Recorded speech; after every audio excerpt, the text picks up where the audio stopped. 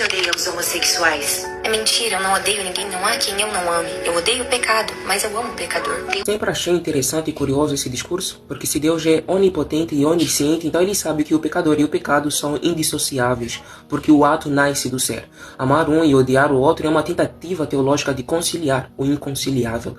É o mesmo que dizer que eu amo o fogo, mas odeio o calor. Filósofos como Spinoza já questionavam essa lógica, porque se tudo que existe vem de Deus, então o mal não é algo fora dele. É apenas uma limitação da nossa compreensão do todo.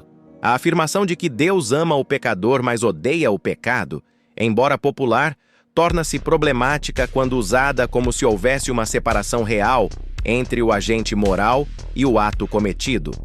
Nem a Escritura nem a teologia cristã clássica sustentam essa dissociação. O pecado não é algo externo que o homem possui. Ele é uma condição interna, uma disposição corrompida da vontade. Por isso, a Bíblia fala tanto do amor gracioso de Deus quanto de sua ira justa contra o homem em estado de rebelião. Deus não odeia uma abstração chamada pecado flutuando no vácuo. Ele julga pessoas reais que pecam. É exatamente essa realidade que torna o sacrifício de Cristo indispensável. A ira divina não é ignorada, mas satisfeita. Toda a condenação que recaía sobre o pecador é lançada sobre Cristo, que assume a posição daquele que é culpado, sem jamais ter sido pecador. Isso preserva simultaneamente a justiça e o amor de Deus. E é crucial notar, isso não implica que o mal tenha origem em Deus, mas que Deus age contra o mal de forma justa, redentora e definitiva. Por que você deixa as crianças na África morrerem de fome? Eu não deixo que eles morram de fome, a comida para todos, são vocês que os deixam morrer. Então, Essa resposta parece sensata, mas também uma fuga divina. Se Deus criou o mundo, criou também as condições que permitiram a desigualdade. Jean-Paul Sartre diria que isso é o abandono, o silêncio de Deus, obrigando o homem a ser responsável pelo caos que herdou. Mas se o Criador é justo e amoroso, por que delegar a miséria das crianças à incompetência humana? Ou Deus é impotente diante da injustiça, ou é indiferente a ela, e ambos os caminhos são filosoficamente desconfortáveis. A ideia de que Deus criou todas as condições que resultaram no sofrimento moderno é um erro anacrônico, porque lê o mundo atual como se fosse idêntico ao mundo criado. A Escritura, porém, apresenta um contraste claro entre criação e queda. O testemunho bíblico é explícito. Aquilo que Deus criou era bom, ordenado e harmonioso. Deus não criou um mundo marcado por violência, injustiça, doenças ou caos moral. Esses elementos não pertencem ao projeto original da criação, mas são intrusos históricos. Ao afirmar que Deus criou o mundo assim, o argumento ignora deliberadamente a narrativa bíblica da ruptura causada pelo pecado humano. A corrupção não procede do Criador, mas da criatura que, ao rejeitar a ordem divina, desorganiza não apenas a si mesma, mas o próprio cosmos. O mal, portanto, não é estrutural à criação, mas parasitário.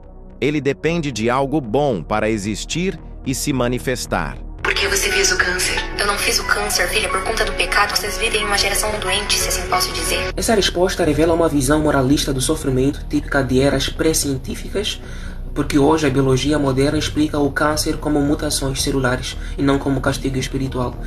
E Friedrich Nietzsche já ironizava essa mentalidade ao dizer que o homem cria o pecado para dar sentido à dor, porque não suporta o acaso.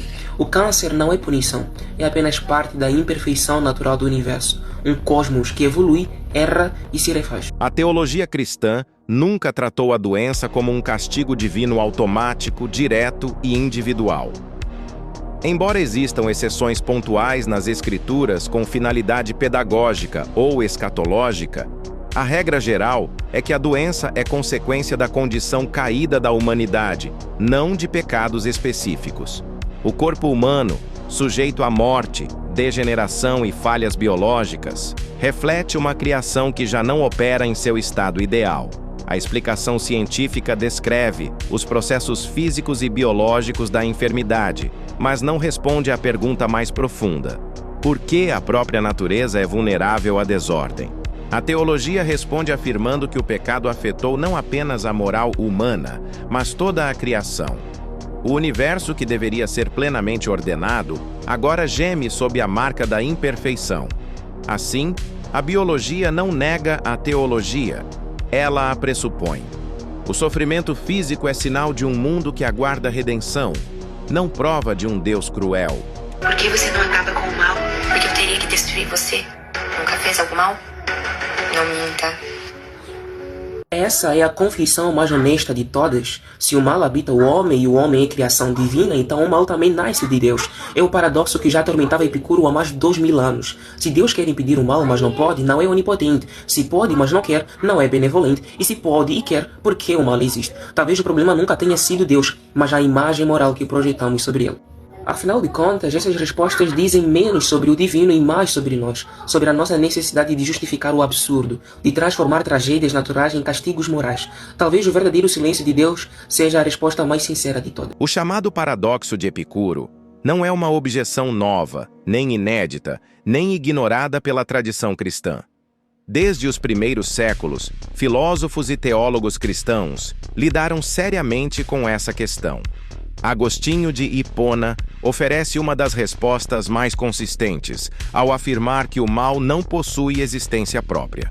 O mal não é uma substância criada, nem uma força equivalente ao bem. Ele é a ausência do bem, a corrupção de algo que deveria existir plenamente.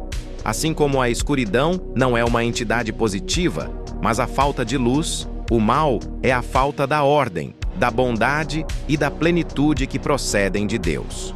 Deus, sendo o bem absoluto, não cria o mal. O mal surge quando a criatura racional se afasta da fonte do bem. Não é Deus quem se ausenta, é o homem que se distancia. Onde Deus é rejeitado, o bem se dissolve e o mal se manifesta como consequência inevitável dessa ausência.